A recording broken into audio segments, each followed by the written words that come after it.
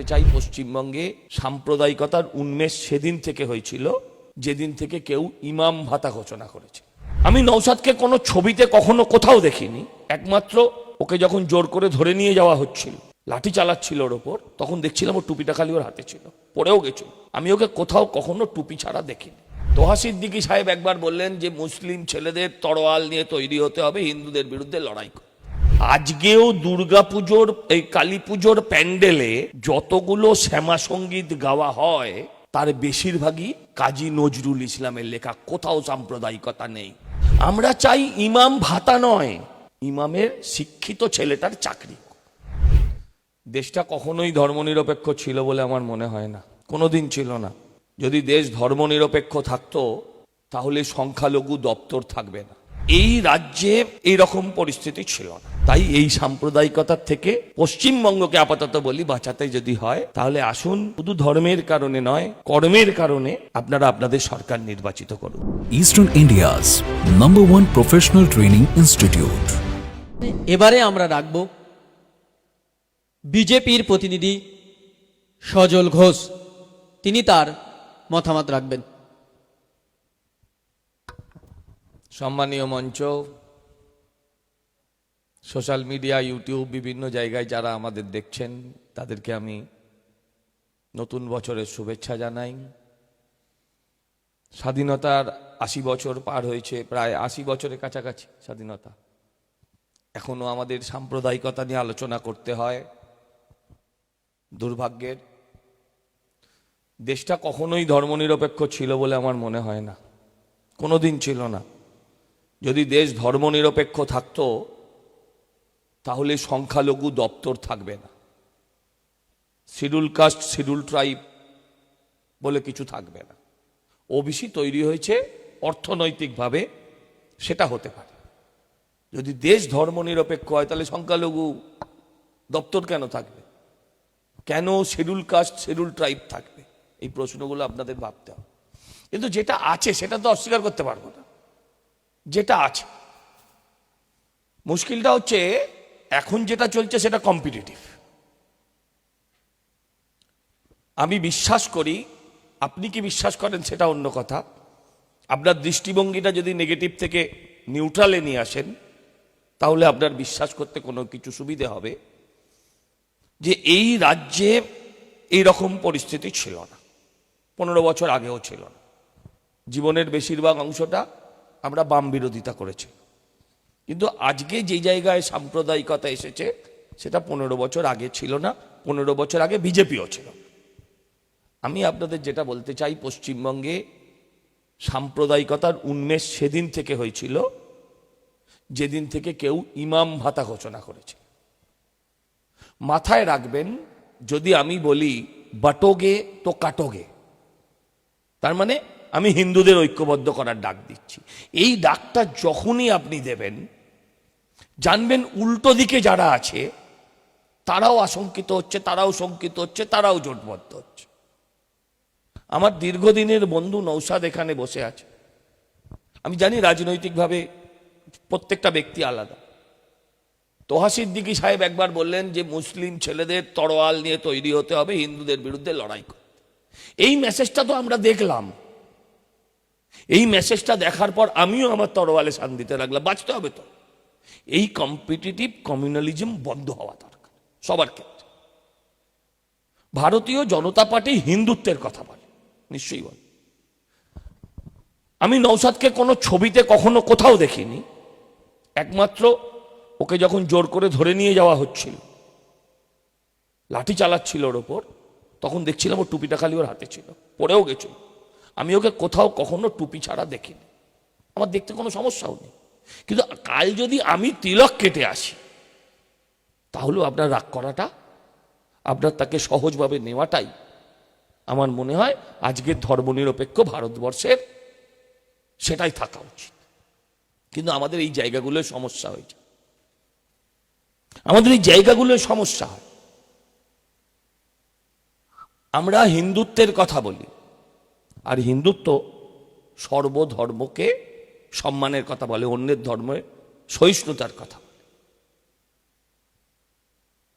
আমাদের আমরা যারা হিন্দু এখানেও যারা আছেন তারা সবাই জানেন, আপনারাও জানেন, আজকেও দুর্গাপুজোর এই কালী পুজোর প্যান্ডেলে যতগুলো শ্যামা সঙ্গীত গাওয়া হয় তার বেশিরভাগই কাজী নজরুল ইসলামের লেখা, কোথাও সাম্প্রদায়িকতা নেই। সৌম্যদা বললেন 17-18 জন তারা দলের সভাপতি দিয়েছেন। ভারতবর্ষের রাষ্ট্রপতি কালাম সাহেবকে মানতে আমাদের কোনো আপত্তি ছিল না, আমরা তাকে নিয়ে এসেছিলাম, সৌম্যদারা সেখানে ভোট দিয়ে প্রতিবাদ করেছিল উল্টো প্রার্থী দাঁড় করে। আমাদের যেমন কাজী নজরুল ইসলামকে মানতে আপত্তি নেই, আবুল কালামকে মানতে আপত্তি নেই, আব্দুল কালাম সাহেবকে মানতে আপত্তি নেই। আমি বিশ্বাস করি সাধারণ যারা মুসলিম ঘরে ঘরে আছেন, স্বামী বিবেকানন্দ গেরুয়া পোশাক পরে থাকলেও তাকে মানতে আপনাদের আপত্তি নেই। আমরা চাই ইমাম ভাতা নয়, ইমামের শিক্ষিত ছেলেটার চাকরি। দেখুন কত সুন্দর ন্যাশনাল ইন্টিগ্রেশন, চাকরিহারাদের মঞ্চে একই সঙ্গে সন্ধে আরতি হয়, একই সঙ্গে বিকেলের নামাজও হয়, ওখানে কোনো সমস্যা নেই। কিন্তু আপনারা আপনাদের চয়েসটা ঠিক করে করুন। আপনারা ধরুন আপনারা বলবেন, আমাকে প্রশ্ন করবেন, অনেকে বলবেন যে আমাদের দলের কোনো নেতা কখনো, সে আমারও নেতা, কখনো বলে যে ভাই আমরা হিন্দুর এমএলএ, একটু আগে বোধহয় সঞ্চালক বলছে। এই যে ন্যারেটিভটা তৈরি করার অবকাশ কেন সে পায়, এই ন্যারেটিভ তৈরি করার অবকাশটা যদি আপনারা দেন তখন আমার মনেও সেটা জাগে। মাথায় রাখবেন, এখানে আমি একটু আগে বলছিলাম কেউ কমিউনাল নয়, যদি শুধু সাম্প্রদায়িক হতো তাহলে সমস্যা কম। আমরা সাম্প্রদায়িক রাজনৈতিক কারণে, যিনি বলছেন 30%কে কেটে ভাসিয়ে দেব, তিনি পরে বলছেন আমি মমতা ব্যানার্জির কথায় সম্প্রদায়কে একত্রিত করার জন্য এই কথা বলেছি। আবার আমাদের কেউ বলছেন যে ইসলামিক দোকানে খাবেন না, দেখা গেছে তিনিও ইসলামিক দোকানে খেয়েছেন। আমাদের এইটা থেকে বন্ধ হওয়া উচিত, বেরোনো উচিত। এই বেরোনোটা তালি যেমন এক হাতে বাজে না, সেরকম এটা বেরোনোটা একা কারোর পক্ষে সম্ভব নয়। আমি আমার জীবনে দেখেছি, একটু বেশি সময় আমি জীবনে দেখেছি যে আমি তার দিকে তাকিয়ে হাসছি না, সেও ভাবছে আমি হাসলে হাসবো, ও ভাবছে আমি হাসলে হাসবো। আমি যদি এই ফার্স্ট হাসিটা হাসতে পারি, অর্ধেক সমস্যাটার সমাধান হয়ে যায়। আমি হিন্দুত্বে বিশ্বাস করা একটা ছেলে, কিন্তু মমতা ব্যানার্জির দুর্গাপুজোর 1,10,000 কম নয় ভাই, বিক্রি হয়ে যাচ্ছে পুরো সমাজ, হিন্দু মুসলমান নির্বিশেষে আমরা কিন্তু নিইনি। আজ নয়, যেদিন আমি বিজেপি ছিলাম না সেদিনও নিই। গত পুজোর সময় আমাদের পুজো বন্ধ করে দিচ্ছিল, আমার দলেও অনেক আইনজীবী থাকতে আমি ফিরদোসকে ডেকেছিলাম, কারণ আমার একটা প্রকৃত আইনজীবী যে লড়তে পারবে তাকে দরকার ছিল। ও কিন্তু পৌঁছে গিয়েছিল। এই জায়গাটা আমাদের রাখার দায়িত্ব আমাদের। নেতারা ভোটের অঙ্ক কষছেন, তো আপনি কষলে তো ভাই আমিও কষবো। এই জায়গাটা থেকে সমাজটাকে বার করতে হবে, কিন্তু শিক্ষিত যুব সমাজকে। আর আমার সামনে যারা বসে আছেন এবং এই চ্যানেলের মাধ্যমে যারা দেখবেন, আমি বিশ্বাস করি তারা একটা সুন্দর সুস্থ সমাজ চান। সব শিক্ষা যে বই থেকে আসতে হবে এমন কথা লেখা নেই। রামকৃষ্ণের পুঁথিগত শিক্ষা ছিল না, সারা পৃথিবীর শিক্ষাবিদরা তার কাছে যেতেন কথা শুনতে, কারণ তার সম্যক জ্ঞান ছিল, মাটির জ্ঞান ছিল। আজকেও আমরা লালনের গান গাই।